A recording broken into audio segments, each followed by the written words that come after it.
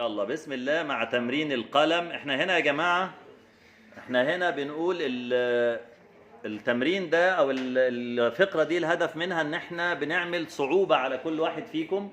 ازاي يقدر يتكلم، ممكن نسمع ازاي يقدر يتكلم قدام الجمهور، ودي حاجة مش سهلة.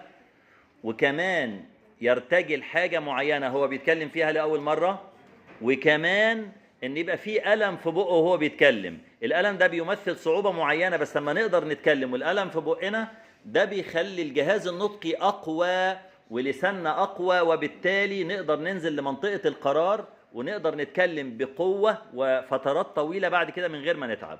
فهنجرب دلوقتي. يلا عرف نفسك. عبد الرحمن ياسر حسين. تاني. عبد الرحمن ياسر حسين. عبد الرحمن ياسر حسين. واضح اهو. والله هو. منين يا عبد الرحمن؟ الفيوم. من الفيوم. دخلت اعلام ليه يا عبد الرحمن؟ صراحة. بصراحة طبعا. اللي كانت موجودة قدامي. اللي كانت موجودة قدامك، لكن لو استقبلت من امرك ما استدبرت، يعني لو الزمن رجع بيك تدخل ايه؟ والله ادخل حاجة كان حلمي فيها بس انا ما جبتهاش.